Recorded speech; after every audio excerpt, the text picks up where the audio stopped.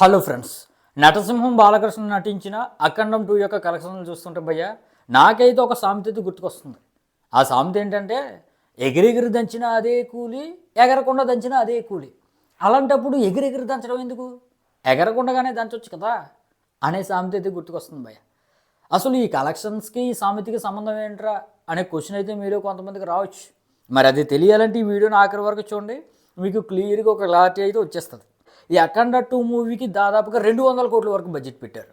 అసలు ఈ మూవీకి 200 కోట్ల బడ్జెట్ ఎందుకు అయిందిరా అంటే బోయపాటి యొక్క పాన్ ఇండియా మోజు వల్ల. ఈ అఖండ 2 యొక్క స్టోరీ పాన్ ఇండియా స్టోరీ కాదు, అంత స్కేల్ లేదు, కానీ విజువల్గా స్కేల్ పెంచేశాడు, సినిమాటోగ్రఫీ పరంగా స్కేల్ పెంచేశాడు, యాక్టర్స్ పరంగా పాన్ ఇండియా యాక్టర్స్ని తెచ్చేశాడు. ఇక పాన్ ఇండియా ఫీల్ రావడానికి లొకేషన్స్ కూడా భారీ భారీ లొకేషన్స్ ఎంచుకుని భారీగా విజువల్గా అయితే తెరకెక్కించాడు భయ. ఈ మ్యాటర్లో మాత్రం, ఈ విషయంలో మాత్రం బోయపాటిని మెచ్చుకోవచ్చు. గ్రాండియర్గా మూవీ ఉంది, కానీ కథ పరంగా మాత్రం కుంచుకుపోయింది భయ్య. చిన్న చిన్న పాయింట్ అనమాట. దానివల్ల ఈ మూవీకి అయితే టాక్ బాగా వచ్చిన కలెక్షన్స్ చాలా తక్కువ వస్తున్నాయి. అయితే ఈ మధ్య కాలంలో సినిమా హిట్ అవ్వడానికి కథతో పెద్ద మ్యాటర్ లేదు భయ్య, కానీ స్క్రీన్ ప్లే గ్రిప్పింగ్గా ఉండాలి, నెక్స్ట్ ఏం జరుగుతుందో తెలియకుండా ఉండాలి. ఇక ఆ విధంగా సస్పెన్స్ బిల్డ్ చేయడంలో కూడా మన బోయపాటి అయితే ఫెయిల్ అయ్యాడు. ఇక ఏది ఏమైనప్పటికీ ఈ మూవీకి అయితే బడ్జెట్ దాదాపుగా 200 కోట్లు అయితే దాటిపోయింది. బిజినెస్ వచ్చేసి 200 కోట్లు బడ్జెట్ అయినా 104 కోట్లు జరిగింది. మీరు ఎంతైనా బడ్జెట్ పెట్టుకోండి, మీరు ఎంతైనా ఎగిరెగిరి దంచండి, మేము మాత్రం ఎగరకుండా దంచినంత కూలే ఇస్తాం అనే విధంగా బిజినెస్ అయితే జరిగింది భయ్య.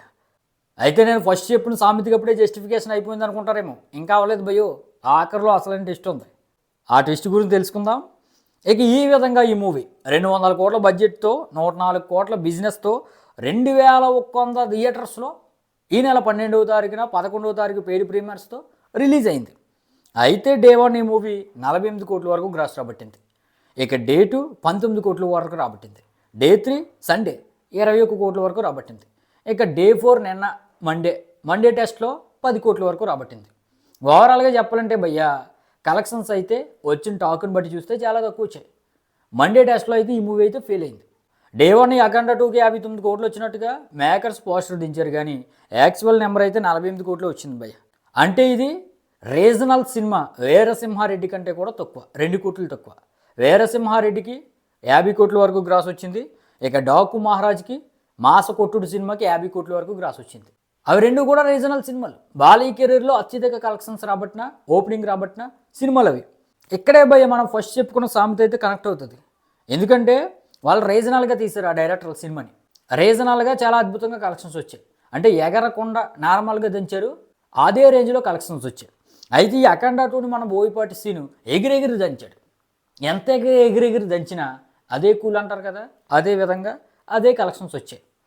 ఇక్కడ నేను నటసింహ బాలయ్యని అయితే ఏమంటలేదు భయ్య. నటసింహ బాలకృష్ణ అని hero, director hero, producer hero. అందుకనే నటసింహ బాలకృష్ణ సినిమాల్లో అనేక సీన్లు ఎక్కువ క్రించి ఉంటాయి. ఎందుకంటే ఆయన డైరెక్టర్ ఏది చెప్తే చేస్తాడు, అంటే గుడ్డెద్దు జైలో పడ్డట్టుగా చేసుకుంటూ వెళ్ళిపోతాడు, నమ్మి చేస్తాడు అనమాట. ఇంకా క్వశ్చన్స్ అడగడో, కథలో వేలు పెట్టడో, కొంతమంది వేలు పెట్టినట్టు ఆ విధంగా చేయడు. ఈ విషయంలో మనం నటసింహ బాలయ్యని అయితే తప్పు పట్టవలసిన అవసరం లేదు. మెయిన్ రీజన్ అంతా కూడా, మెయిన్ మిస్టేక్ అంతా కూడా బోయపాటి సీన్దే. ఇది రీజనల్గా నార్మల్గా దంచాల్సిన స్టోరీని పాన్ ఇండియా అప్పీల్తో బడ్జెట్ పెట్టేసి స్కేల్ పెంచేసి ఎగిరెగిరి దంచేశాడు. ఈ ఎగిరెగిరి దంచడం వల్ల ఏమైందంటే కలెక్షన్స్ కూలి మాత్రం ఆడియన్స్ అయితే రీజనల్గా నార్మల్గా ఎలాగ దంచి తీస్తారో ఆ విధంగానే ఇచ్చారు. ఇక్కడ మిస్టేక్ అంతా కూడా నాకైతే బోయపాటిది కనిపిస్తుంది భయ్య. మరి ఈ విధంగా 4 రోజులకి దాదాపుగా ఈ మూవీకి 57 కోట్ల వరకు షేరు, అదేవిధంగా 98 కోట్ల వరకు గ్రాస్ వచ్చింది. మరి ఈ మూవీకి వరల్డ్ వైడ్గా జరిగిన బిజినెస్ 104 కోట్లు. మరి ఎప్పటికీ 57 కోట్ల వరకు షేర్ వచ్చింది. కాబట్టి లాంగ్ రన్లో ఈ మూవీ ఎయిట్ అనిపించుకోవాలంటే ఇంకా 47 కోట్ల వరకు షేర్ అనేది రాబట్టాల్సి ఉంది. అంటే గ్రాసు దాదాపుగా ఒక 80 కోట్ల వరకు రాబట్టాలి. మరి ఇప్పుడున్న టాకును బట్టి, ట్రెండ్ని బట్టి అయితే భయ్యా ఈ యొక్క షేర్ను రాబట్టడం ఇంపాసిబుల్గా అనిపిస్తుంది భయ్య.